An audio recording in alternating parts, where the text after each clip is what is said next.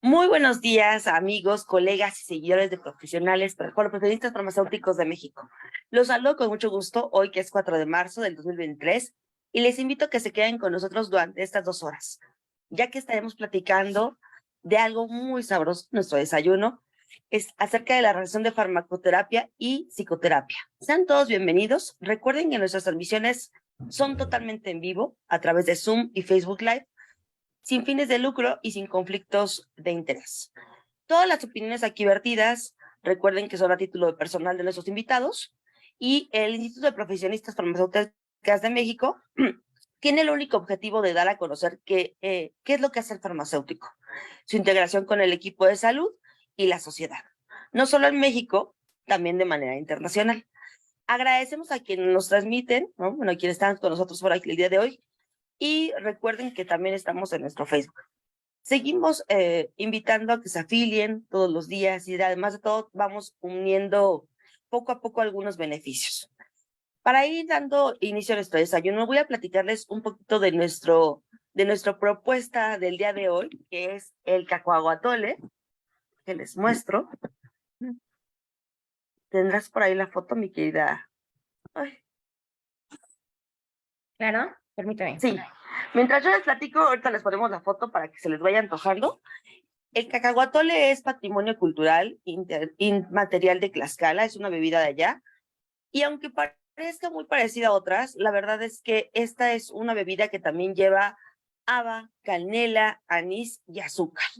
Se toma en una jícara que fue pintada a mano, y lo curioso es que parece también agua de lluvia, ¿no? Parece como si estuviera mezclada, así que parece como un chocolate, entre un chocolate y una bebida espumosa.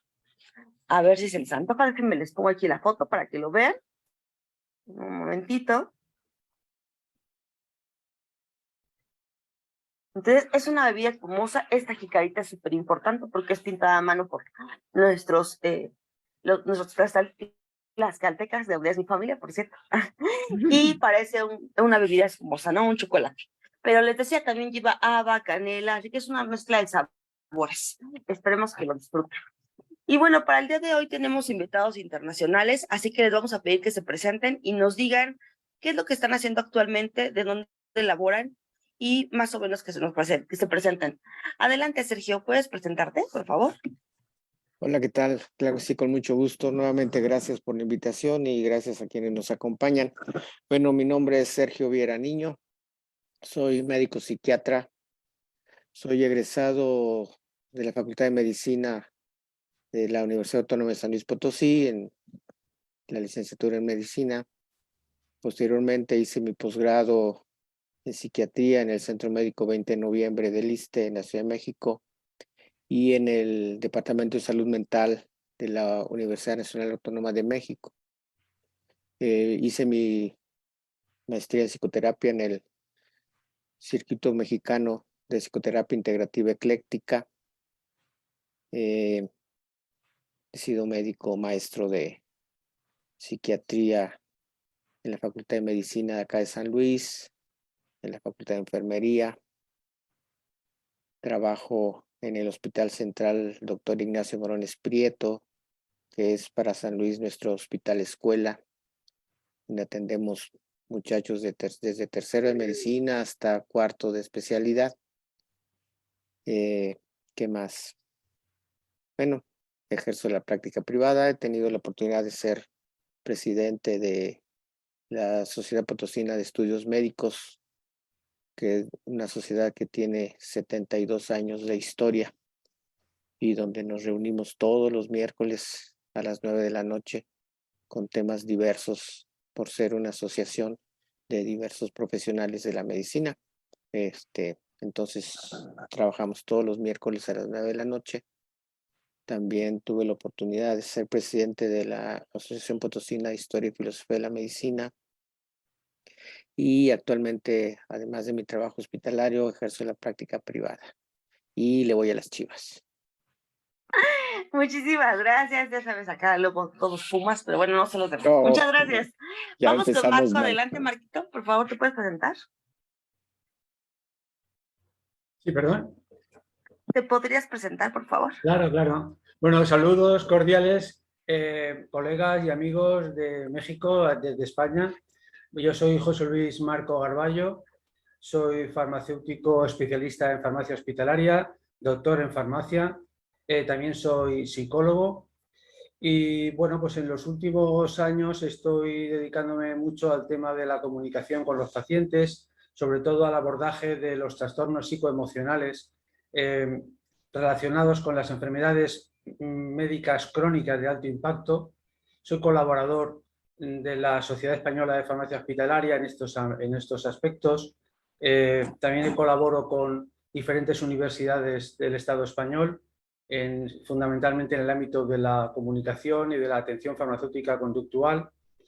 También soy director del Centro Autonómico Valenciano de Farmacovigilancia, del cual he sido coordinador, con lo cual pues, también tengo una experiencia en cuanto al uso seguro de los medicamentos, a los efectos secundarios, a hacer estudios de real world evidence con datos del mundo real, con lo cual, pues, por una parte, mi vertiente farmacéutica y como farmacólogo me vincula con los medicamentos y por otra parte el aspecto que tengo como psicólogo me vincula con el área psicoemocional de las personas, que ya no llamo pacientes. Aquí tendremos ya a hablar de personas y no de pacientes, porque ya vemos a la persona enferma como una persona empoderada a la que hay que ayudar y no a la que hay que dirigir. Entonces, bueno, pues de una manera resumida, he sido presidente internacional de OFIL, de la Organización de Farmacéuticos Ibero-Latinoamericanos, y bueno, conozco perfectamente la problemática de la farmacia en todos sus ámbitos en Iberoamérica, porque he tenido la oportunidad de visitar casi todos los países iberoamericanos y tengo amigos en cada uno de ellos. Y bueno, vamos a ver esta tertulia qué nos aporta a todos. Claro, porque la idea justo es esa, ¿no? Unirnos como gremio y la idea es que conozcamos mucho más. Muy bien, pues yo los dejo con Ángeles, que ya va a estar moderando, y un abrazo a todos. Gracias. Hola, buenos días a todos desde aquí de la Ciudad de México. ¿Cómo es esa relación? ¿Por qué debe haber ese acompañamiento de los dos entre la farmacoterapia y la psicoterapia? ¿Cómo es este acompañamiento? Ajá, ¿cómo se debe? Porque muchos pacientes dicen, ay, si ya tengo mis fármacos, ¿ya para qué voy al psicólogo? Bueno, a ver, hace poquito, en una reunión que tuvimos en Madrid, propiciada por la Sociedad Española de Farmacia Hospitalaria, últimamente estamos teniendo muchas reuniones interdisciplinares en las cuales participan farmacéuticos, médicos, pero también pacientes, ¿no? Y concretamente en esta última que tuvimos, una paciente de una enfermedad crónica muy importante, ella comentó al foro que llevaba muchos años yendo a diferentes hospitales, viendo diferentes especialistas y se quejaba de que nunca nadie le preguntó ¿cómo estás? Entonces, hay una queja de fondo de que realmente la medicina de precisión, la medicina dirigida que estamos practicando en los hospitales, con alta tecnología, con medicamentos de alto coste, parece que se están un poquito olvidando de la parte emocional, vivencial de las personas. De hecho, hay incluso quien habla de que el modelo médico moderno actual confunde ya a las personas con el datoma, o sea, como si una persona fuera una fuente de datos para poder diagnosticar, para poder tratar. Pero realmente estamos dejando un poquito de lado lo que son los aspectos realmente humanos de las personas, que son sus sentimientos, sus pensamientos. Y al fin y al cabo es lo que les permite percibir su vida como una vida que merece la pena. Pensemos que el patrón de enfermar en los últimos años ha cambiado absolutamente de una manera drástica y que hemos pasado de tener una preocupación con la enfermedad aguda, sobre todo la enfermedad infecciosa, hemos pasado a que hay una alta prevalencia de enfermedades crónicas. La enfermedad crónica es una enfermedad que no se va a ir. Entonces, la problemática vital del enfermo crónico ya no es tanto curarse, que no se va a curar. Se va a mejorar su estado de salud, se va a mejorar su estado de dolor, se va a mejorar de alguna manera su vida, pero la convivencia con la enfermedad la tiene que asumir porque va a ser parte del resto de su vida. Y eso impacta precisamente en aspectos psicoemocionales. Entonces, ya no solamente el psicólogo, el psiquiatra han de intervenir en los temas psicoemocionales, que es su campo de trabajo cuando la problemática fundamentalmente es psicológica o psiquiátrica. Cuando el trastorno psicoemocional afecta a pacientes afectos de patología médica, ese tipo de trastorno psicoemocional es reactivo a una enfermedad de base biomédica. Y es ahí donde todos los profesionales de la salud, médicos, enfermeros, farmacéuticos, debemos de aportar, debemos de hacer actuaciones encaminadas a mejorar el bienestar psicoemocional de las personas. Este es el tema. Nosotros concretamente estamos aquí un poquito liderando el concepto de atención farmacéutica conductual que intenta formar a los farmacéuticos para que en este tipo de actividades, en este tipo de problemáticas, actúen de una forma clara y directa, como sería, por ejemplo, en México, que está muy implantado el concepto de medicina conductual. Lo que pasa es que la medicina conductual, si no me equivoco, la están haciendo fundamentalmente psicólogos en el ámbito hospitalario. Pues más o menos ese tipo de actuación es el que podríamos llamarle atención farmacéutica conductual cuando se hace en el ámbito de la farmacia, ¿no? Muy, muy, muy interesante todo lo que dicen en la parte de la farmacia, y también usted como, doctor Carballo, como psicólogo, desde su perspectiva como psiquiatra, doctor Sergio Beira. Sí, bueno, creo que el planteamiento de por qué el paciente prefiere la farmacoterapia a la psicoterapia, desde el punto de vista más clínico, creo que no es así. Lo que vemos en la población en general es que hay una dificultad para acceder a los tratamientos respecto a la salud mental en general. Yo siempre digo que nos dan 1001 indicaciones para conservar nuestra salud física, ¿verdad? Duerme bien, come bien, no fumes, etcétera. Pero nunca nos enseñan a cuidar la salud mental.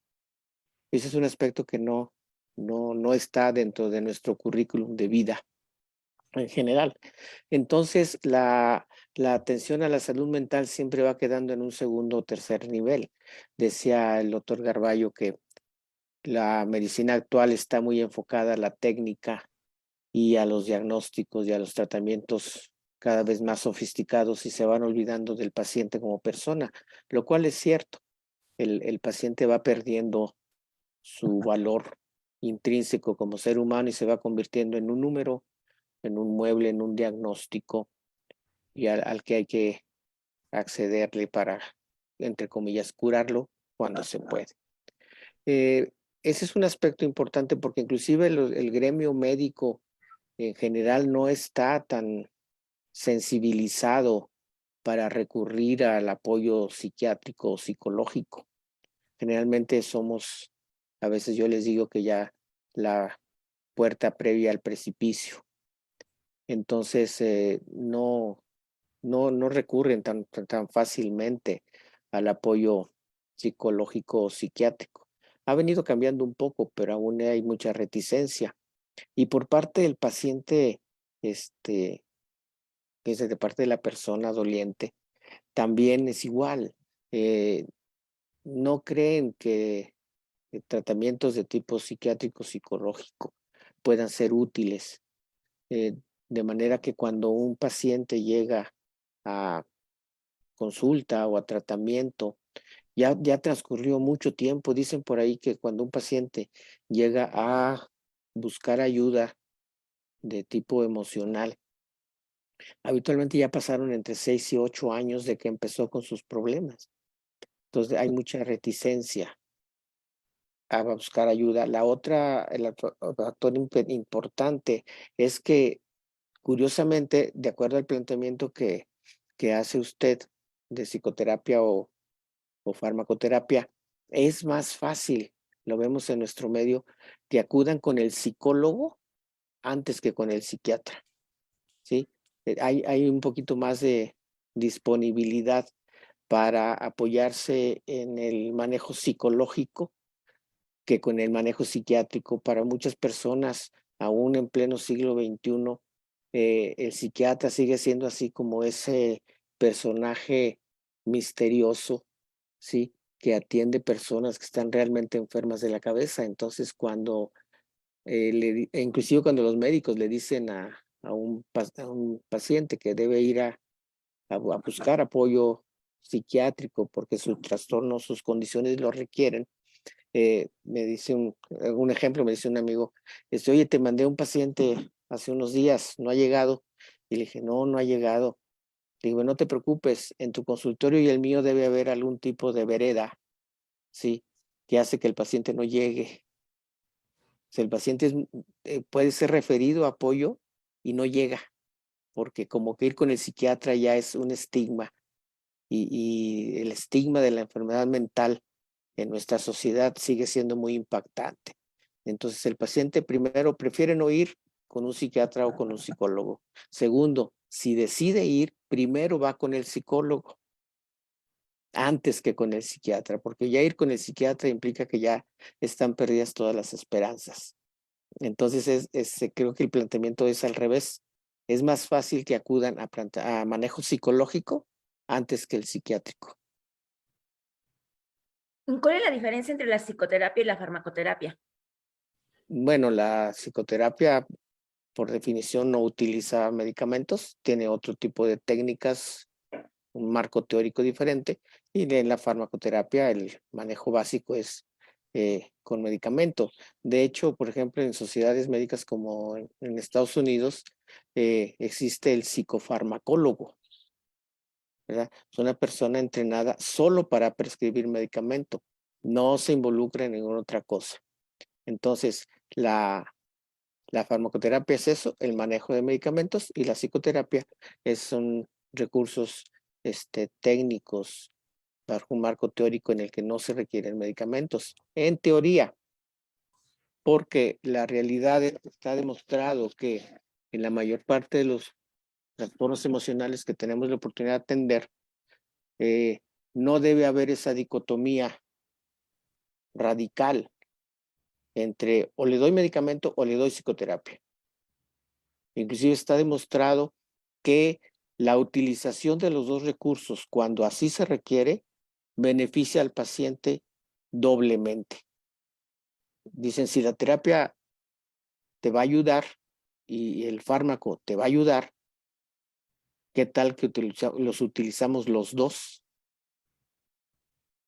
O sea, el beneficio es mayor. Esa es una de las tantas dicotomías que existen en el campo, en este caso de la medicina. Es como decir, mente y cerebro. Es una de las dicotomías que también manejamos, como si fuera diferente una cosa de otra, ¿verdad? Y por acá nos están preguntando, para la detección de problemas, ¿qué es mejor primero, el manejo psicológico o psiquiátrico? De algunas conductas, algunos trastornos. ¿Puedo intervenir? Adelante, Marco, claro, sí. No, aquí en España hay dos situaciones claramente diferenciadas. Por ejemplo, creo que sabéis que tenemos un sistema nacional de salud público y gratuito, y bueno, las unidades de salud mental que se ubican en los hospitales, en ellas conviven psiquiatras y psicólogos. Habitualmente el médico de familia, cuando detecta algún trastorno psicoemocional y lo deriva a salud mental, es allí, los psiquiatras son los que hacen la primera intervención y deciden si el paciente tiene alguna patología grave que requiere tratamiento psiquiátrico, o lo pueden derivar al equipo de psicólogos que también están incluidos en la salud mental, ¿no? Entonces, de alguna manera, la patología psicológica o psiquiátrica, según la gravedad, va a competir a unos u a otros. Por ejemplo, la esquizofrenia es del ámbito exclusivo de la psiquiatría, no es del ámbito de la psicología, y así otro tipo de trastornos, ¿no? En el ámbito privado, indistintamente un psicólogo o un psiquiatra puede tener una consulta y pueden hacer psicoterapia. Es decir, De hecho, los psiquiatras que tienen consultas privadas pues hacen psicoterapia, igual que hacen los psicólogos, ¿no? Los tratamientos farmacológicos, como son pagados por el Sistema Nacional de Salud, pues se prescriben en el ámbito público, en el ámbito de hospitalización. Y luego hay una serie de medicamentos que son de prescripción exclusiva por parte de psiquiatras y no por parte de otros médicos, también por el alto coste que supone, ¿no? Esta es la situación. Entonces, lo que sí que es importante, creo yo, es diferenciar lo que son las patologías del ámbito psicoemocional, que no son realmente patologías psicológicas o psiquiátricas, sino que son lo que algunos psicoterapeutas llaman los problemas del vivir. Porque cuando una tristeza se convierte en una depresión grave que requiere un tratamiento farmacológico, pues ahí hay una escala de grises que, bueno, pues eso hay que... Y hay técnicas psicoterapéuticas que son transdiagnósticas y transmetodológicas, que son de aplicación a la mayoría de las personas. Y ese es un punto importante. O sea, el DSM-5 en estos momentos, que es el manual de diagnóstico psiquiátrico o psicológico, establece cuáles son, de una manera categorial, las patologías que se consideran muy graves o otros trastornos como trastorno de la personalidad. Pero luego está el gran impacto el gran impacto que se ve en la población de trastornos de ansiedad y depresión que no acaban de ser trastornos puramente patológicos, sino que son problemas que se denominan problemas del vivir, ¿no? Que son, como estaba comentando, pues hacen que haya que diferenciar entre lo que es lo patológico y lo que es lo normal. Y ese es un punto clave, porque las cifras hablan de 30-40% de personas afecto de patologías médicas crónicas, pues que sufren o ansiedad o depresión o el síndrome mixto ansiedad-depresión, que se va alternando las dos situaciones clínicas, ¿no? Y como bien dice Sergio Viera, los estudios clínicos randomizados serios siempre acaban demostrando que la psicoterapia junto con la farmacoterapia asociados suele ser la mejor opción.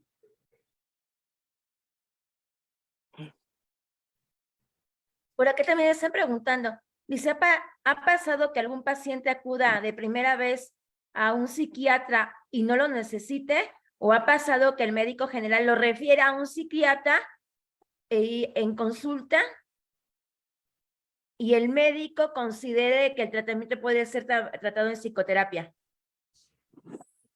Bueno, sí puede ocurrir que precisamente lo que decía Marco, la idea de evaluar al paciente es determinar qué puede ser mejor para él en cuanto a ayuda, ¿sí? La idea de nuestro trabajo, como el de todos nosotros, no nada más de los médicos, de todos los que estamos reunidos hoy y todos los que estamos involucrados en la salud mental, es siempre buscar el beneficio del paciente y utilizar los recursos que tengamos a mano para poder provocar ese beneficio. Entonces, la evaluación de un paciente, como dice aquí, que es referido por un médico con el psiquiatra tendrá la capacidad de decidir si él maneja al paciente, si lo refiere con otra persona que tenga algún otro tipo de entrenamiento y que pueda ser más benéfico para la persona. Y también podría ocurrir que sea una reacción de ajuste a alguna situación, como dicen, vital, ¿sí? Que tal vez en algún momento dado estuvo haciendo crisis importante y que cuando llega con nosotros esto ya se dio, ya fue una reacción adaptativa que, como digo yo, ya brincó la tablita y ya volvió al estado que para el paciente es de normal, de estabilidad, ¿sí? Y entonces pueda no requerir ayuda. Sí puede ocurrir, sí puede ocurrir. También la pregunta que hacía usted hace rato de si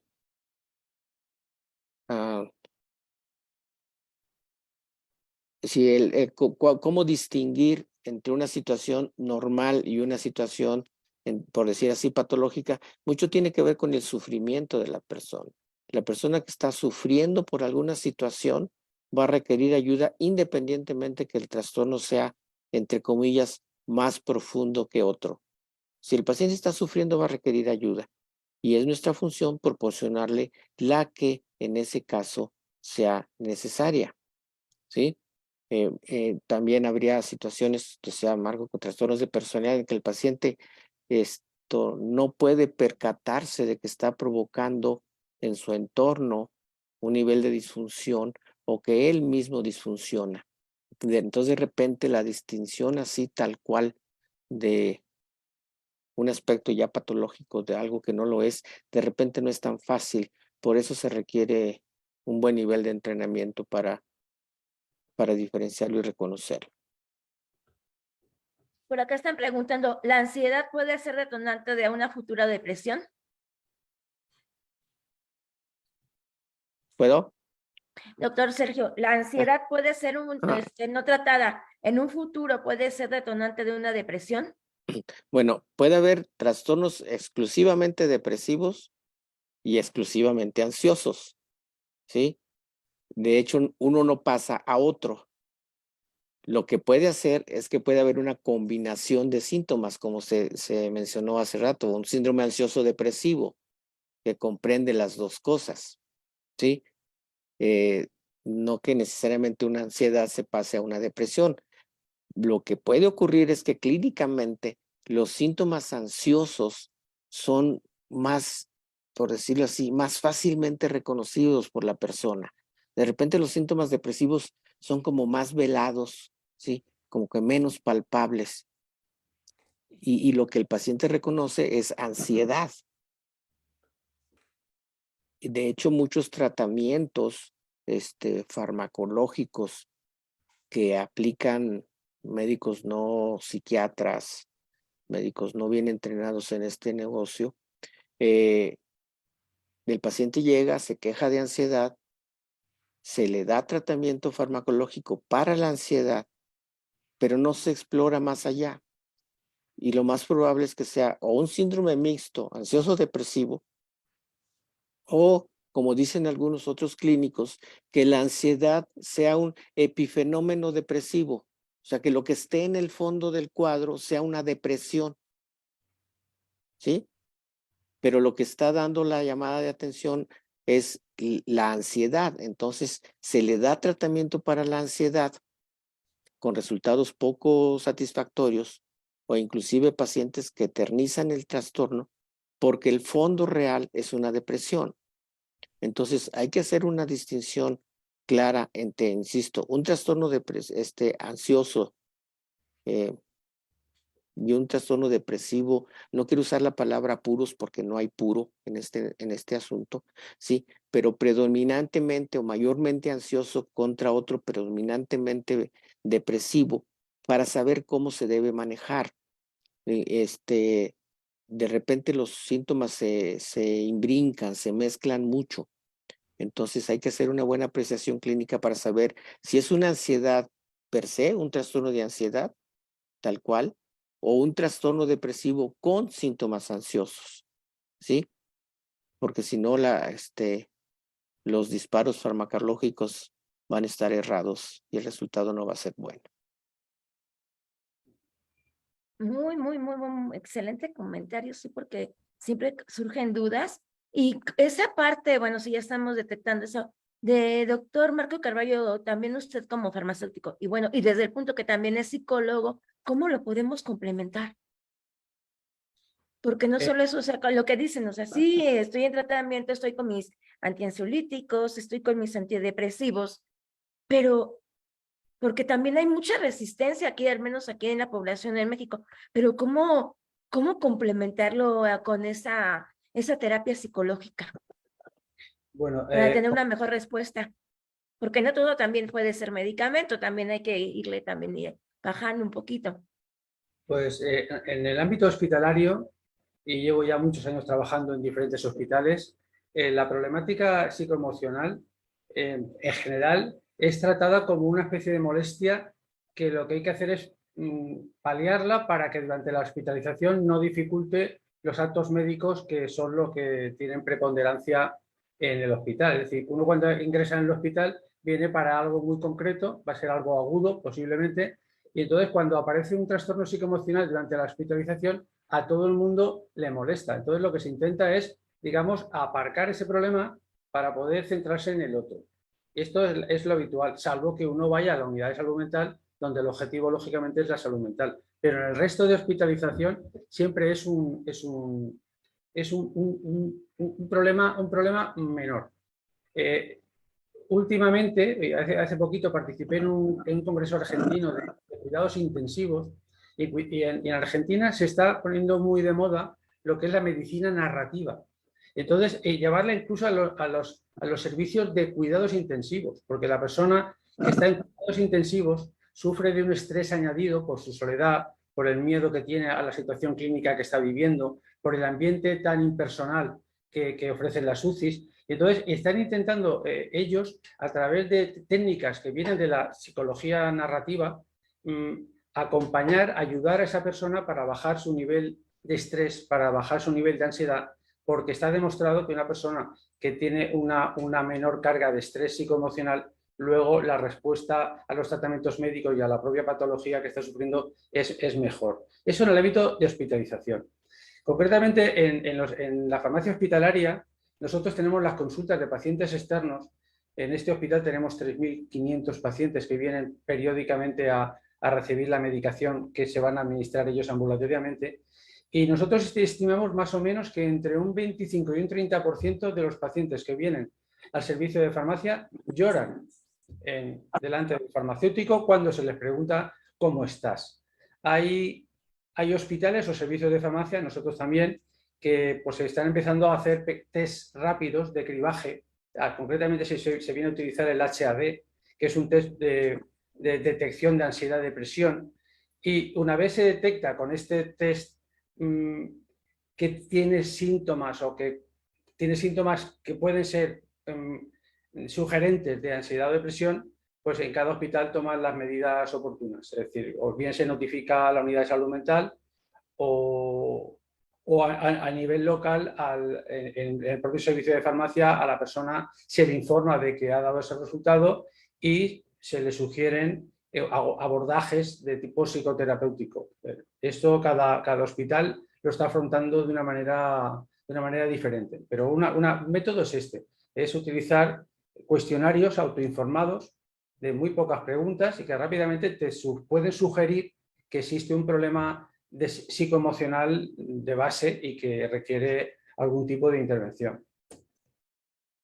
Muy bien. Por acá otra pregunta del público de Facebook. ¿Qué opinan de los tratamientos de fitoterapia, ¿verdad?, con referencia a la salud mental? De fitoterapia. De fitoterapia. Ah, ya. Sergio, ¿quieres? Adelante. Como gustes, como gustes. Es bueno, tratando de no herir susceptibilidades. Evidentemente, los primeros medicamentos que aparecieron en la historia de la humanidad, pues fueron fitofármacos, ¿sí?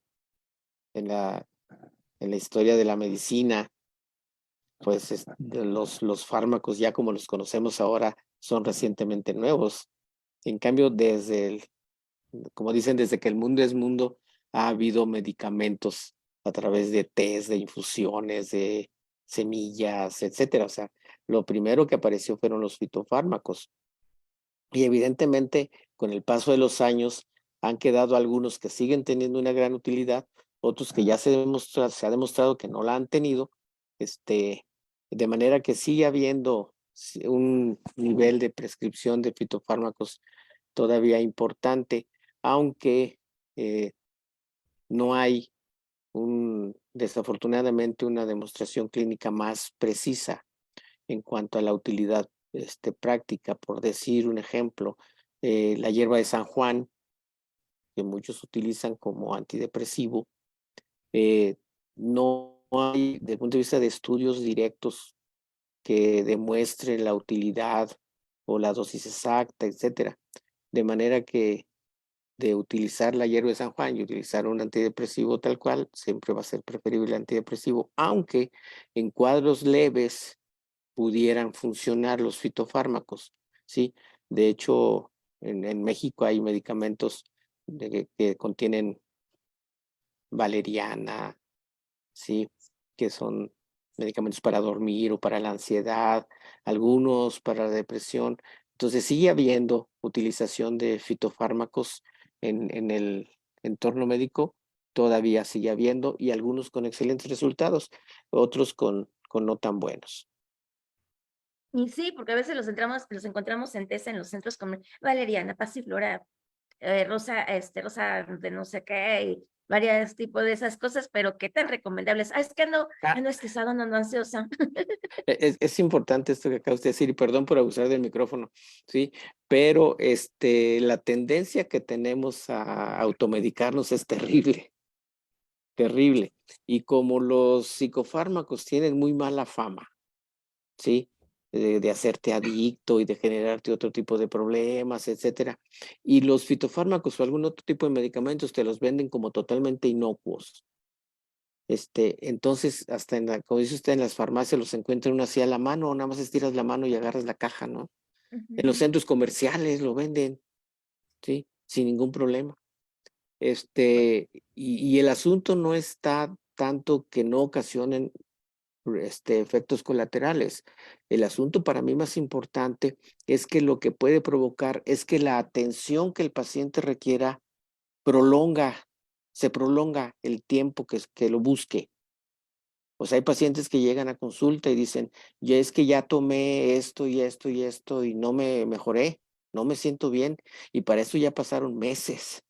Y eso puede hacer que el cuadro original esté ya más complicado, o que inclusive como consecuencia de ese cuadro pueda haber otro tipo de consecuencias a nivel familiar o social, económico, etcétera. El riesgo no es tanto que provoquen, insisto, efectos colaterales, ¿sí? El riesgo es que al no provocar beneficio, el cuadro como digo yo, se eternice o se complique por la automedicación, que es lo que no debemos permitir, ¿verdad? No sé en España qué tan fácil sea automedicarse, pero en México es tremendamente sencillo, tremendamente sencillo. Sí, al respecto de la pregunta que se plantea, yo quisiera hacer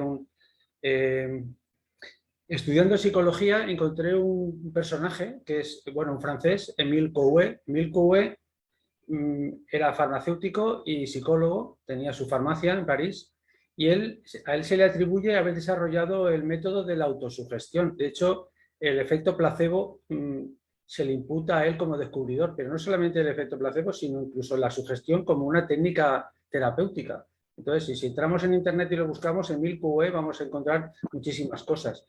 En los estudios clínicos con psicofármacos, llama muchísimo la atención el potentísimo efecto que tiene el placebo. O sea, en estudios clínicos randomizados, el placebo puede tener resultados hasta en un 40% de los pacientes. Eso es una barbaridad.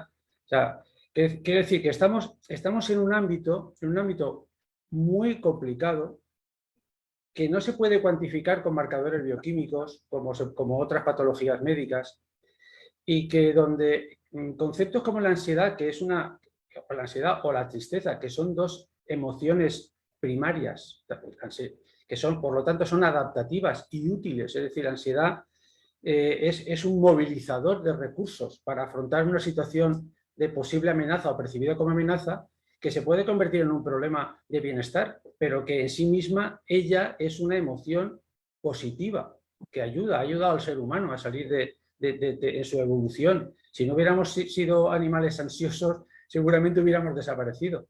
Y la depresión pasa lo mismo. La depresión, la tristeza también es una emoción primaria.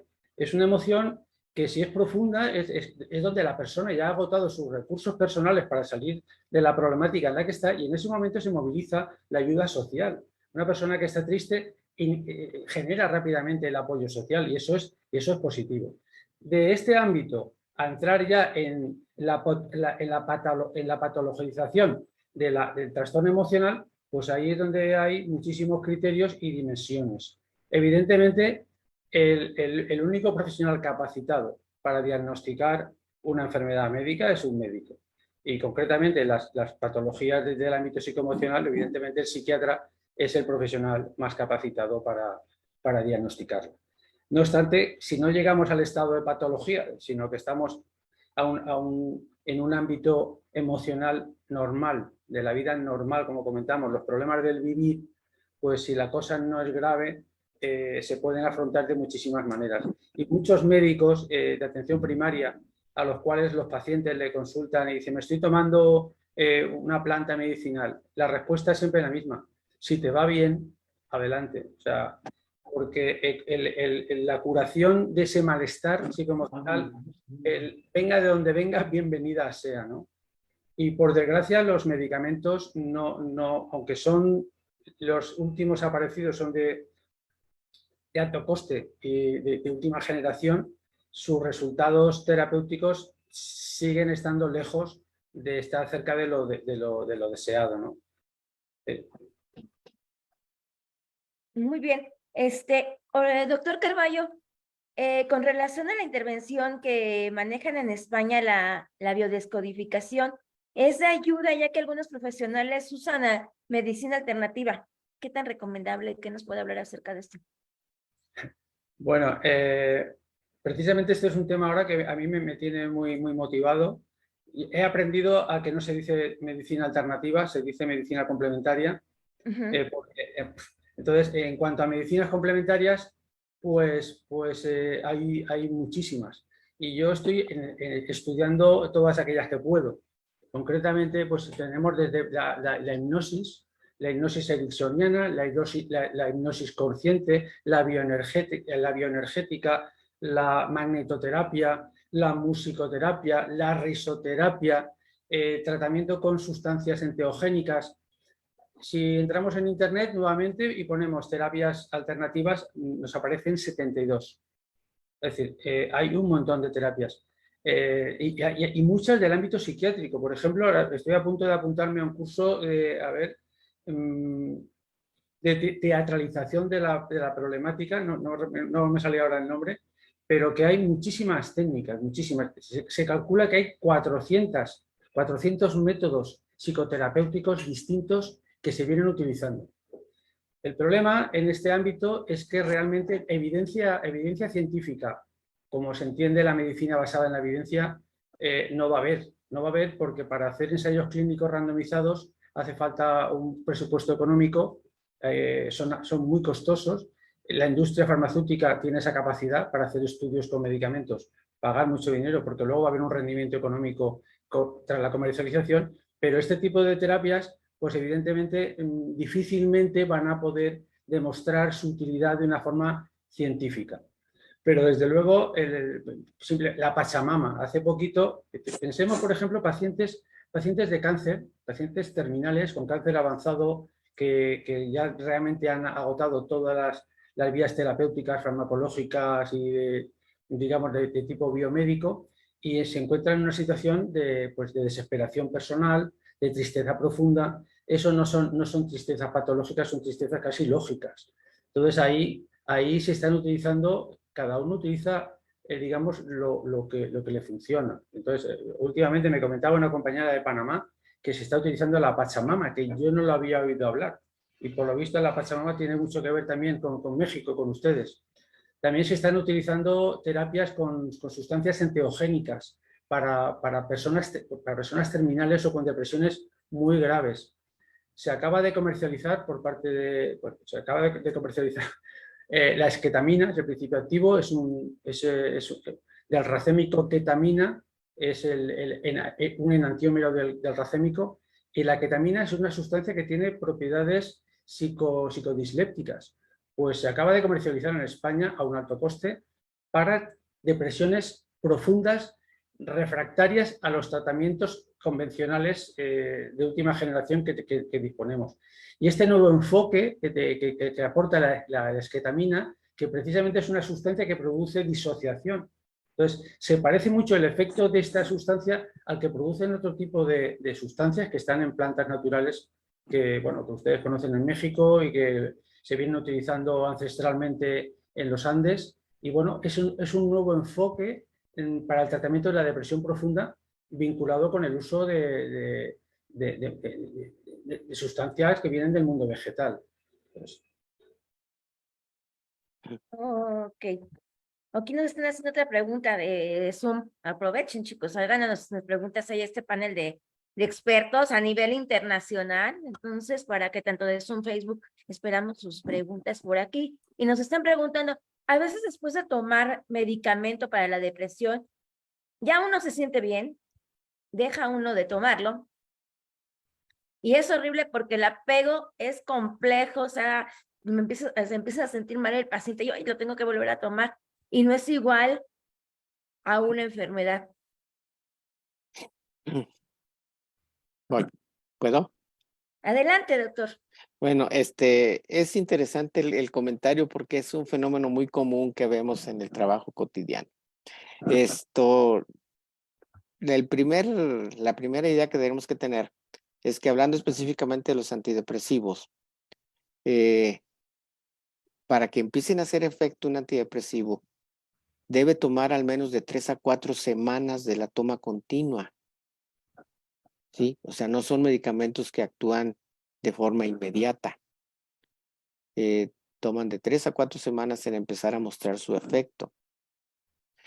Un tratamiento antidepresivo, para que resulte benéfico, debe mantenerse al menos 6 meses después de que el paciente alcanzó la mejoría. Pues estamos hablando ya ahí de unos 8 meses, ¿sí? 8, 10 meses, solo de tratamiento. Y cuando ya se alcanza la mejoría y la estabilización del paciente, ya se puede pensar en el retiro del medicamento. Pero aquí, hablando de la colonización norteamericana que mencionábamos hace unos minutos, los norteamericanos, los gringos dicen que hay que empezar, dicen start low and go slow. O sea, los medicamentos siempre tienen que empezar a dosis bajas e irse incrementando de acuerdo a los requerimientos del paciente hasta el tope terapéutico correspondiente. Ya cuando el paciente mejoró, cuando ya uno considera que está listo, es necesario discontinuar el medicamento, pero de forma progresiva también. Así como lo incrementamos lentamente, así lo debemos disminuir también de forma progresiva. Un error común del paciente es, primero, se sienten bien a los 2, 3 meses y a pesar de que uno les haya explicado que que no lo debe suspender, lo hacen porque dicen, ya estoy bien, ya para qué lo sigo tomando. Ese es un error. El otro error, que a lo mejor ya dice, bueno, el doctor me dijo 8 meses, 10 meses, ya son, lo suspendo. En ambos casos, el asunto radica en la suspensión brusca de medicamento, porque eso siempre va a provocar síntomas de abstinencia al medicamento. Estos síntomas de abstinencia pueden hacer que la persona considere que el medicamento ya no lo va a poder dejar. Y dicen, es que lo suspendí tal día y a los 2, 3 días o a la semana me volví a sentir terriblemente mal. Entonces ya no lo voy a poder suspender. Y no es así. El asunto es que la suspensión brusca siempre va a provocar efectos colaterales. Nunca debe hacerse y uno debe insistir en el paciente, en la persona, que no lo suspenda bruscamente, que siempre va a ser gradual, que inclusive si por alguna razón médica es importante cambiarlo o suspenderlo, tampoco lo haga de esa manera, que siempre nos consulte para poderlo retirar de forma progresiva. Entonces, una indicación que uno da desde el principio es no lo suspenda bruscamente. Cualquier duda o pregunta que tenga usted con el medicamento, inmediatamente hágamela saber para yo sugerirle lo que se debe hacer, porque ese es un error común y que genera uno de los tantos mitos que existen sobre los psicofármacos, que una vez que se inician ya no se pueden suspender, lo cual no es así. Pero también me gustaría agregar otra cosa. Actualmente se considera que los trastornos, en este caso psiquiátricos, son crónicos, ¿sí? La inmensa mayoría de los trastornos psiquiátricos ya son crónicos. La depresión, la ansiedad, todos son crónicos ya. Es muy diferente que alguien tenga un cuadro depresivo, por ejemplo, que remite el cuadro y que se mantenga bien, a decir no le va a volver a dar. Es probable que durante su historia de vida vuelva a darle otro. Entonces, si ya mejoró, se le suspende el medicamento. Parte de lo que llamamos psicoeducación es que el paciente esté consciente de que si empieza a sentirse mal, debe regresar para que el problema no se agrave. Esa es una. La otra, hablabas de la ketamina y de la disketamina, ¿sí? Hay trastornos, hay personas que responden, o sea, todos respondemos diferente a cualquier tipo de enfermedad, desde un catarro hasta algo grave como un cáncer o en este caso una depresión, o sea, todos respondemos diferentes. Entonces, habrá trastornos depresivos en personas que el cuadro remita, ¿sí? Y otros en el que el cuadro no remita, que siempre se quede por debajo del nivel óptimo de funcionamiento, ¿verdad? Entonces es cuando hablamos de un trastorno crónico. Se puede intentar reducir el medicamento y en cuanto se reduce o se retira, se reactivan los síntomas. Entonces, en ese caso, yo siempre pongo el ejemplo de la diabetes o de la hipertensión, que son trastornos en los cuales nadie le sugiere a un diabético que suspenda el tratamiento, ¿verdad? Porque entendemos que es un trastorno crónico que requiere varios recursos, valga la redundancia, para estar bien, medicamento, dieta, ejercicio, etcétera. Algunos trastornos afectivos, como la depresión, es igual, requiere medicamento de apoyo continuo, ¿sí? Además de la psicoterapia, el mejoramiento de condiciones de vida, etcétera, etcétera. Es igualito, funciona igual. Y hay otros trastornos todavía en los cuales la base del tratamiento es el fármaco, como en el caso de la esquizofrenia, ¿sí? Ahí no hay opción, le tienes que dar medicamento, ¿sí? El apoyo psicoterapéutico que le puedes dar a una persona con esquizofrenia es muy diferente al que le vas a dar a un paciente con depresión, ¿sí? Pero en el caso de la esquizofrenia, en el caso del trastorno bipolar y algunos otros, requieren medicamento de por vida. O sea, esa idea de que hay pacientes que requieren medicamento de por vida fundamenta la creencia popular de que ya no se pueden dejar, lo cual no es así. Son cuadros en los cuales el medicamento es la punta del tratamiento. Ok. Y por acá nos están preguntando de Facebook y nos dicen, las neuropatías de origen diverso, ¿sería recomendable la atención psiquiátrica y psicológica en estos pacientes, siendo un problema de salud importante? Adelante. Yo quisiera, bueno, apostillar un poquito al comentario anterior de Sergio Viera, porque creo que ha dicho una palabra que viene al pelo, que es la psicoeducación. Porque aparte de la psicoterapia, sí que es cierto que los profesionales de la salud tienen la oportunidad de hacer psicoeducación con las personas con las que se relacionan por distintos motivos, porque van a por una medicación antihipertensiva a la farmacia o por lo que sea, porque en un momento determinado la problemática psicoemocional, hablando con ellas, surge espontáneamente. Cuando uno expresa su malestar de cualquier tipo, ansiedad, depresión, pues ahí hay una oportunidad fantástica de hacer psicoeducación y enseñar a las personas a autoconocerse, saber cómo se generan las emociones, cómo evolucionan y cómo gestionarlas, al igual que los pensamientos intrusivos, los pensamientos mortificadores, que muchas veces, muchas veces no, la mayoría de la población convive con ellos sin entender por qué ocurren estas cosas, ¿no? Y confundiéndolas consigo mismo. Entonces yo creo que este tipo de intervención, de la psicoeducación, permite incrementar el repertorio conductual de las personas para ayudarlas a gestionar mejor lo que están sintiendo a niveles todavía prepatológicos o preocupantes, ¿no? Esta es un poquito la aportación con respecto a la intervención que ha hecho ahora Sergio Viera. Y la pregunta ahora, última pregunta, ¿cuál era? Perdona. Dice, a ver, se las vuelvo a repetir con todo gusto.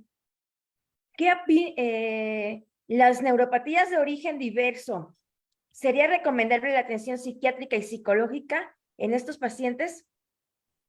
porque es un problema importante. Claro, es un problema muy importante. Claro, las neuropatías y mucho dolor neuropático tiene un abordaje muy complicado. La mayoría de los pacientes son atendidos a nivel hospitalario y en este ámbito se están utilizando todo tipo de medicamentos, muchos sin tener la indicación reconocida. Es lo que aquí se denomina utilización fuera de ficha técnica, que es una situación anómala, pero que realmente ese tipo de dolores tan complejos, digamos que se permite el uso de cualquier recurso que pueda funcionar. La mayoría de los medicamentos, aparte de los analgésicos, suelen ser son de tipo psicofarmacológico. Es un problema muy importante.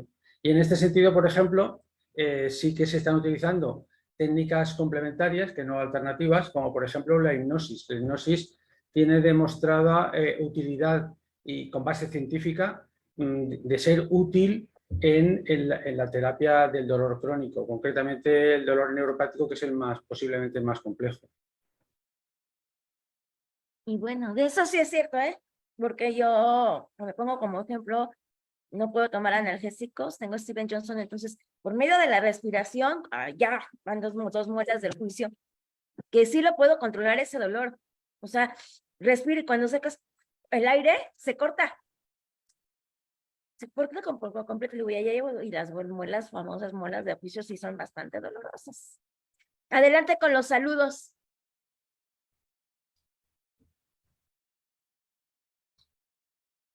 Perdón, Angelitos, no podía encender mi micro. Sí, claro, tenemos saludos de hasta Tijuana, hasta Sinaloa. Nos escuchan también de aquí de la Ciudad de México, Xochimilco, Estado de México, Morelos, Guerrero, Morelia, Hidalgo, Querétaro, Monterrey, Nuevo León. Saludos también de la Universidad Autónoma de Zacatecas, a Jalisco, a Puebla, Tabasco, Ciudad del Carmen, Campeche, Chiapas, Quintana Roo, Yucatán. Y un saludo muy especial a alguien que nos lo pidió, a la Asociación de Farmacéuticos Hospitalarios de El Salvador, Ayacucho, espero haberlo pronunciado bien, Cajarma, Perú y Bolivia. Muchísimas gracias. Y seguimos aquí contigo. Claro que sí, adelante. Y por aquí ya vimos que tenemos aquí un saludo a la generación 47B de maestría en tanatología, que nos están viendo por allá de Limpo, por allá también en Playa del Carmen. Entonces, una delicia en este sabadito estar por allá. Y nos siguen llegando preguntas. Muchas gracias a cada uno de nuestro auditorio. Dicen por aquí, ¿qué consecuencia tenemos con las seguidas recaídas depresivos? ¿Habrá deterioro cognitivo? Bueno, les decía yo hace unos momentos que ya prácticamente todos los trastornos psiquiátricos se consideran crónicos. La depresión crónica, por el tipo de neurotransmisores que maneja, por la gran generación de estrés que también se maneja al estar deprimido, el involucramiento de áreas neuroanatómicas importantes, principalmente el área del hipocampo, que es muy susceptible al estrés crónico. Y si recordamos que en el área del hipocampo es nuestro reservorio básico de memoria, al ser lastimado por la depresión, al ser lastimado por el estrés sostenido, sí genera deterioro neurocognitivo. Y esto es muy interesante y me parece muy grata la pregunta, porque generalmente pensamos que el chiste de la depresión es quitar la depresión, que ese es todo el problema, ¿sí? Y no es así. De hecho, como les decía, la depresión crónica puede precipitar cuadros de trastorno neurocognitivo en quien no los iba a tener, que no tiene antecedentes o razones para estar con un deterioro neurocognitivo. La pura depresión les puede provocar deterioro neurocognitivo. Y además, las personas que de por sí ya tienen factores de riesgo para deterioro neurocognitivo, como hipertensión, como diabetes, algún otro tipo de trastorno neurológico, si ya tienen factores de riesgo y además se deprimen, esos factores de riesgo se incrementan. Entonces, el tratamiento de la depresión no solo es quitar la depresión, sino, como dicen algunos por ahí, neuroproteger, ¿sí? Una utilidad también de los antidepresivos es esa, provocar neuroprotección. Insisto, me pareció interesante la pregunta porque no es algo que habitualmente el público conozca. Entonces hay que explicarles otra vez el concepto de psicoeducación, explicarle al paciente las razones por las cuales debe tener buen apego al tratamiento, porque no solo estamos pensando a corto plazo, no estamos pensando en 4 o 6 meses, estamos pensando en su futuro, ¿sí? De manera que el tratamiento antidepresivo tiene por objetivo, insisto, a más largo plazo, la neuroprotección, porque efectivamente los trastornos del estado de ánimo son factores de riesgo para deterioro neurocognitivo. Ok. ¿Y en el caso de la ansiedad también pasaría esto o solo es con la depresión?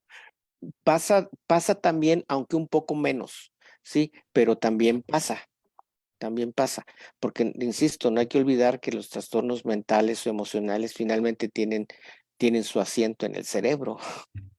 Entonces, un cerebro que disfunciona por la razón que quieran, va a terminar teniendo consecuencias. Ok, otra pregunta de acá de Zoom dice, creo que también es importante que ustedes como profesionales de la salud motivemos a ir al médico porque la depresión puede ser parte de otra cosa, por ejemplo, el trastorno bipolar tipo 2. Mm, Sí, de hecho, la depresión, por ya hablando de que es parte de un trastorno bipolar, sí, efectivamente, por eso se llama trastorno bipolar. Y actualmente se le conoce, de acuerdo al famoso DSM-5 que mencionaba Marco hace rato, se les dice trastornos del espectro bipolar, ¿sí? O sea, ya no nada más es el bipolar 1 y el bipolar 2, que es lo que más conocemos, sino es una gama amplia de cuadros en los cuales a veces cuando uno hace ese diagnóstico, se sorprenden de que uno diga un trastorno del espectro bipolar, porque no parecería. La idea que tenemos del paciente bipolar es las subidas de ánimo y las caídas de ánimo y que así se la pasa todo el tiempo. Y no hay otros que no tienen esas marcadas cuestas y sin embargo corresponden al trastorno bipolar. Les decía yo hace rato que eh, el retraso en la atención a la salud mental, a los trastornos psiquiátricos, es de varios años. Hay pacientes que tienen muchos años con alteraciones de este tipo y que no buscan ayuda. ¿Sí? Puede ser hasta que haya una crisis severa, algo importante que los lleve a consulta, pero así han sido siempre. Y mucha gente se acostumbra tristemente como dicen, es que así soy. La experiencia, tal vez Marco la comparta conmigo, de que hay personas que llegan a consulta y te dicen, bueno, pues sí, yo siempre he sido nerviosillo. O sea, como que ya para ellos es normal ser nerviosillo, ¿verdad? Cuando sabemos que no es así, pero ya se habituaron. Y hay otra cosa también importante, hablando de las infancias, como decía Erik Erikson, que infancia es destino. Dicen que los trastornos que vemos en el adulto, sí, al menos el 70% tienen su origen en la infancia, sí. Entonces, la acción preventiva entre una infancia sana nos ahorraría muchos de los problemas que vemos ya después, ¿verdad? Entonces sí, la atención primaria a la salud mental en, en España no sé cómo esté, pero acá en México está bastante pobre. No se le dedica tanto interés a la salud mental, como debería. Ahora a raíz de la famosa pandemia, se empezó a hablar de la segunda pandemia, ¿no? De las consecuencias a nivel emocional de la COVID. Y entonces ya el término salud mental se empezó a hacer más de uso cotidiano en el público. Hasta antes de esto, creo que una de las ventajas de la pandemia fue esa, que aparece la salud mental como importante. Entonces ojalá y se mantenga el interés. Si esto no sé en España cómo andan en eso del recurso hacia la salud mental. Doctor Marco, que lo que mencionaba ahorita el doctor Sergio, que ¿cómo está allá? ¿Cómo se trabaja esto allá en España? Esa salud mental. Bueno, ya lo he comentado un poquito antes. La salud mental se trabaja en unidades centralizadas en hospitales normales. Los centros psiquiátricos ya hubo una tendencia a que desaparecieran y el paciente grave psiquiátrico es tratado en centros de hospitalización normales en unidades específicas. Esa es la tendencia natural, la que tenemos aquí. Entonces, desde las unidades de salud mental, de este tipo de unidades de hospitalización, pues ahí donde en consultas externas se evalúan los casos más llamativos que son derivados desde los médicos de atención primaria. Este es el procedimiento normal.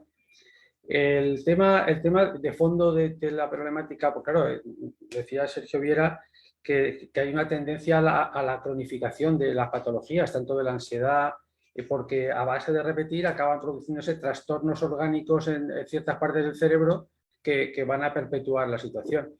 Claro, y ese es un poco el debate de fondo, es hasta qué punto este tipo de trastornos son funcionales y tendrían su origen en una primera infancia. Claro, si el origen es durante la socialización, durante el desarrollo en las etapas primeras, lo normal es que pensemos que son trastornos que tienen un origen funcional, no un origen orgánico, porque realmente no se ha demostrado nunca cuáles son los niveles de serotonina en la sinapsis neuronal. O sea, se deduce de datos, pero no se puede medir las cantidades de neurotransmisor, dopamina, noradrenalina, serotonina en la sinapsis. En el caso, por ejemplo, del Parkinson, sí que se puede ver porque hay un trastorno orgánico que se puede ver post-mortem, se puede ver por técnicas biomédicas, que hay un trastorno de la sustancia negra, hay un trastorno orgánico de base. Pero en los trastornos psicoemocionales, hasta lo que mi conocimiento alcanza, no se ha podido medir esas cantidades in situ, ¿no? Entonces, el debate siempre de si es causa funcional o causa orgánica permanece ahí. Hay ciertas patologías, como puede ser la esquizofrenia, que parece claro que es de origen orgánico, aunque también hay quien defiende que es de tipo funcional, que durante la primera infancia la conducta de los padres o los mensajes equívocos contradictorios hicieron que ese cerebro en desarrollo hiciera sinapsis inadecuadas e interprete la realidad de una manera diferente. Igual ocurriría con el trastorno bipolar, que también es una patología importante, que parece que se justifica más por trastornos orgánicos de los neurotransmisores más que por causas funcionales. Pero ahí está, yo creo que el debate está ahí. Por eso, al final, el abordaje mixto de farmacológico y psicoterapéutico es el más recomendable, y sobre todo porque el psicoterapéutico acaba consiguiendo mejorías a largo plazo. O sea, si el tratamiento farmacológico es eficaz a corto plazo, aunque el corto plazo en psicofarmacología ya se ve que es largo, digamos, de manera crónica, la manera de ayudar al paciente de manera crónica es implementando también técnicas psicoterapéuticas.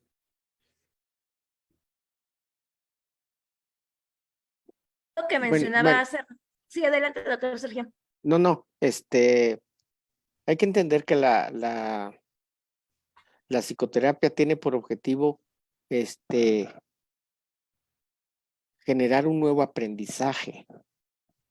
Ese es el objetivo de una psicoterapia. Una psicoterapia no es, como dice la gente, ir a hablar. Voy a sacar todo lo que traigo adentro. Ok, ya lo sacaste. ¿Y lo que hiciste con eso?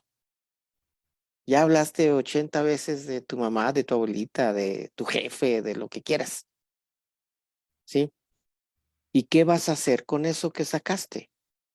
¿Qué vas a hacer con eso que sabes? ¿Verdad? Entonces, el objetivo de una terapia, por decirlo así, de una buena psicoterapia, es reaprender, es generar un nuevo aprendizaje, ¿verdad? En base a eso que comentas, de qué manera lo vamos a utilizar para que aprendas de ti y para que aprendas a afrontar tus circunstancias. No nada más se trata de hablar, ¿sí? Decía una señora, decía, vengo a dejarle mis changos. Para eso era ya la terapia, venir a dejar sus changos, ¿sí? Y yo le dije, bueno, pero agárrelos y lléveselos, finalmente son suyos, no son míos, ¿sí? Y vea qué va a hacer con ellos. Entonces, el objetivo de una terapia es generar aprendizaje, nuevas formas de afrontar las condiciones de la vida. Y esto ocurre, en parte de lo que comentaba el doctor Marco, mediante un fenómeno que se llama neuroplasticidad, ¿sí? Que son todos aquellos cambios. El cerebro no es un órgano estático, el cerebro es un órgano que cambia, así como todos los demás órganos del cuerpo, que envejecen o que podemos fortalecer el corazón con ejercicio, etcétera. El cerebro también cambia, ¿sí?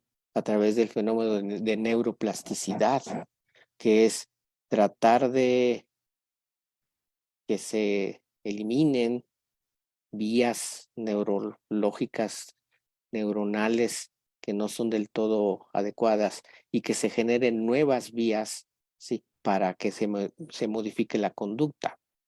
Entonces, la psicoterapia tiene ese objetivo, generar aprendizaje para que a través del fenómeno de neuroplasticidad ocurran cambios en la conducta del ser humano. Y también me parece importante porque generalmente muchas personas creen que la psicoterapia es cuestión de 2 o 3 sesiones. Si ya fui 2, 3 veces y no noto cambios, nadie cambia en un mes, ¿sí? Y también tiene que ver con explicarle al paciente que estos cambios no ocurren de manera súbita, que es todo un proceso que tiene que darse en la persona para que vaya, como dicen por ahí, creciendo de manera más sana, ¿sí? Que como de alguna manera que renazca de las condiciones en las que llega y que sea una persona diferente a la que vamos a dejar de ver algún día. Y sí, esto es bien importante porque luego dices, ay, ya estás siendo psicólogo. Oye, pues apenas llevo 2 sesiones y ya me quieres totalmente diferente. O sea, no, porque es desaprender esa conducta y reaprender, generar con una conducta nueva positiva, beneficiosa. Algunos psicólogos dicen, muy ecológica, excelente para mí y muy bien para los demás. Por acá otra Sí. pregunta por parte del público de Facebook. Pacientes con TOC, trastorno obsesivo compulsivo, el que es cualquiera de estos, la limpieza, ser acumuladores, ser compradores compulsivos, comedores compulsivos, ¿tienen que consumir medicamento de por vida?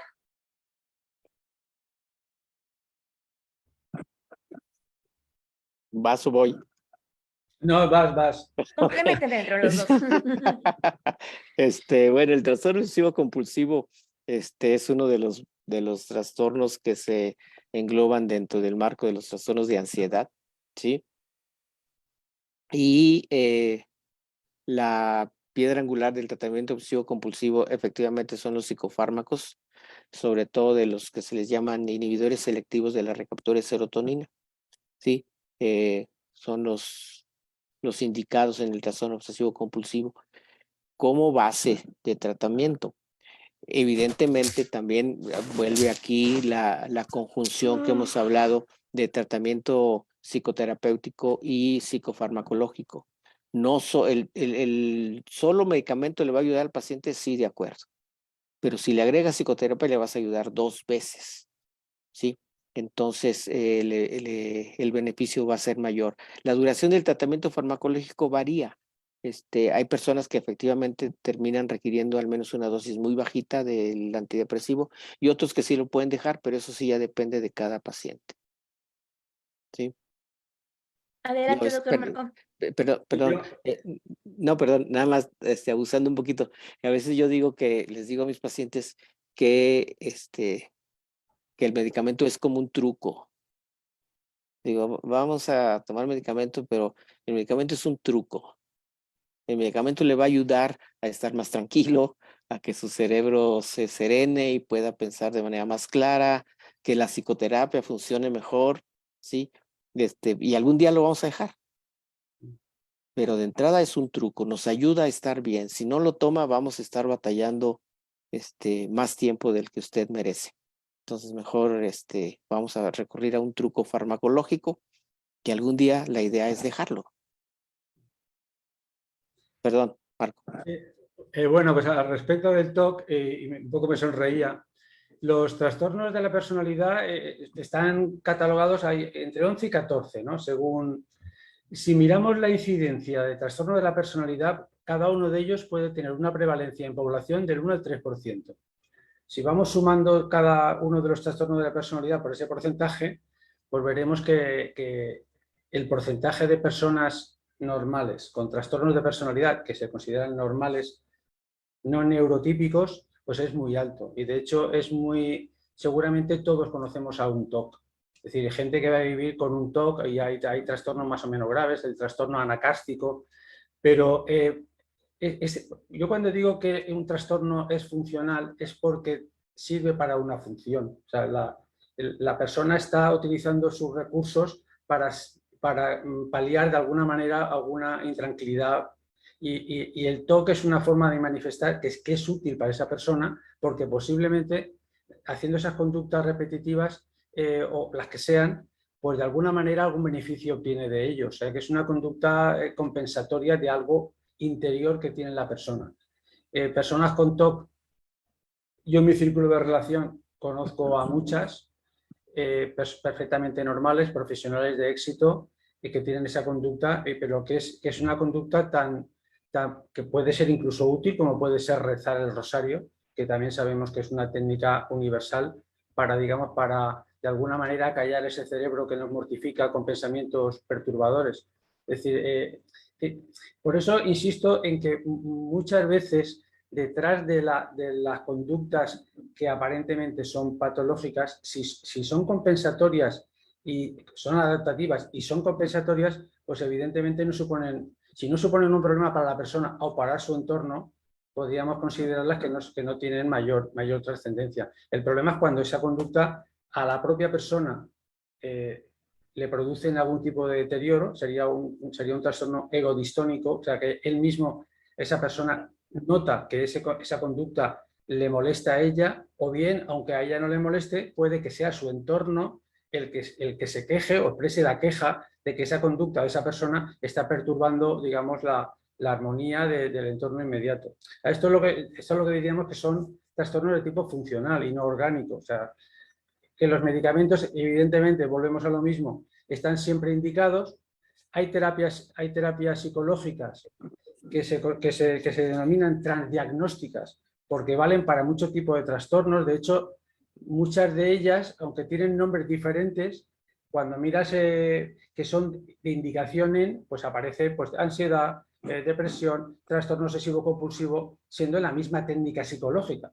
Entonces, que de alguna manera el abordaje psicoterapéutico, y hay unas técnicas que se denominan de los factores comunes, autores que han recopilado todas aquellas técnicas que son comunes a todas ellas y con ello, digamos, se plantea un modelo transdiagnóstico y transteórico, o sea, que es el que muchos psicoterapeutas están utilizando, que son de utilidad en trastornos aparentemente muy diferentes, ¿no? Como podría ser la depresión o podría ser el trastorno obsesivo-compulsivo. Pero como bien ha dicho perfectamente el doctor, hay que realizar un reacondicionamiento, un desaprender, porque muchas de las conductas o de los trastornos vienen de sinapsis neuronales que se hicieron. Ahora hay que volver a ofrecerle al cerebro la posibilidad de volver a hacer, gracias a su plasticidad, hacer nuevas conexiones para reacondicionarse a circunstancias diferentes, y ese nuevo aprendizaje, es lo que requiere tiempo. De hecho, las terapias breves se consideran breves cuando como mínimo llevan 20 sesiones. Las 20 sesiones no son 2 sesiones, son 20, y eso se considera terapia breve. O sea que si no es terapia breve, ya estamos hablando de tiempos muy largos, ¿no? La conducta se condiciona, es el condicionamiento operante y hay una frase que dice: las neuronas que descargan juntas permanecen juntas. De tal manera que cuando se crean esas sinapsis de diferentes zonas cerebrales con diferentes neuronas, ellas al final acaban haciendo un equipo y se activan todas ellas juntas de la misma manera, aunque las circunstancias sean diferentes. Cambiar eso requiere tiempo y requiere cambios de conducta, con nuevos reforzadores. Eso es lo que se llama el experimento conductual. Ofrecer a las personas nuevas experiencias vitales que le permitan ver nuevas zonas de refuerzo que le hagan cambiar sus vivencias anteriores o sus esquemas anteriores. Para el doctor Marco, dice acá Lucrecia Burgos, quería preguntar, doctor Marco, la conveniencia de una formación de habilidades de desarrollo y estilo comunicacional, permítame tantito, en la atención farmacéutica. ¿Cree que estamos preparados para el trato con el paciente desde el punto de vista biopsicosocial? Pues saludos cordiales a la doctora Burgón. Es lamentable lo que voy a decir, pero concretamente en España creo que hay 14 profesiones que se consideran sanitarias, 14 profesiones que se consideran sanitarias. Solamente hay dos grados o licenciaturas que no tienen ninguna formación en el ámbito psicosocial, y son farmacia y veterinaria. Y aparentemente veterinaria podríamos llegar a entenderlo, que no hiciera falta que el veterinario tuviera una formación psicoemocional, pero que el farmacéutico no tenga ninguna formación durante el grado es una laguna muy grave. Hay que tener en cuenta que el 80% de los farmacéuticos trabajan directamente en relación directa con las personas, es decir, el 80%, no, el resto son la industria farmacéutica, la docencia. Incluso en el ámbito hospitalario, que nosotros cuando empezamos a trabajar en el mundo hospitalario, toda nuestra función estaba dedicada al interior del hospital. Esto, dadas las circunstancias cambiantes que se han producido, en estos momentos la carga asistencial que tenemos directamente con los pacientes externos es muchísimo es mayor que la demanda que tenemos desde el ámbito intrahospitalario. El crecimiento de plantilla... In cooperation with the Ku Klux Klan presents Total Nigger Death. Kill niggers, behead niggers, roundhouse kick a nigger into the concrete, slam dunk a nigger baby. En un momento retiramos a la persona. Denme un segundito, por favor. Mateo. Denme un segundo, ¿eh? Sí, no se preocupen. En un momento retiro la persona. Nos hackearon. Yo creo que algo así, ¿verdad? Pero no importa ese porque está muy bueno nuestro desayuno. Entonces seguramente hay interés. Pero bueno, muchísimas gracias. Ya está listo. Adelante. Sí, no, acabando, pues que es lamentable que los farmacéuticos no reciban esta formación pregrado. Nosotros a nivel hospitalario ya la estamos ofreciendo posgrado durante la especialización, pero que pensemos que enfermería, que es un colectivo muy dinámico y muy implicado con el mundo de la sanidad, ellos tienen los códigos NANDA, tienen los diagnósticos NANDA y las intervenciones. Y en su formación, en este tipo de intervenciones, ya en Estados Unidos y también en España poco a poco, incluyen diagnóstico de la ansiedad, de la depresión, incluso intervenciones psicoconductuales para ayudar a los pacientes con estas patologías a grado bajo, ¿no? en estadios iniciales. La enfermería ya está trabajando en este ámbito. Yo creo que es una función que es obligatoria para todo profesional de la salud. En el ámbito de sus competencias, que todos deberíamos de prestar atención a las personas como ser integral holístico y no verlos como hasta ahora con el modelo biomédico clásico, que los hemos considerado como informomas, una persona que da información para ser curada, ¿no? Al final el bienestar lo percibimos de una manera psicobiosocial y es lo que nosotros podemos relacionar con nuestro placer por estar vivos. Y al cabo, el objetivo de la vida no es estar sano, porque la salud, se puede incluso nacer sin salud y no tenerla nunca. Adelante. Sí. This Hola, look Irina. like a blizzard, bitch. Ok, déjame revisar Look aquí. at your ugly ass. Look at... Si no, lo que podemos hacer es dar por terminada la sesión en esta Shut the hell up, bitch. ocasión y abrir una nueva, ¿vale? Entonces les mandamos una nueva sesión. Yo creo que eso va a ser lo mejor. Muy bien. No, déjame intentar la última vez para que No me gustan los eliminar a la negros. persona. Pero al parecer es algo constante. Entonces, vamos a checarlo. Creo que ya podemos continuar. Gracias.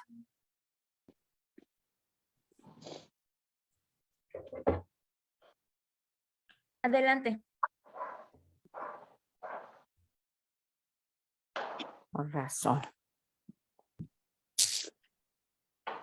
Voy a dar por terminada la sesión. En un momento nos conectamos de nuevo. Les mando la liga, ¿vale? Gracias.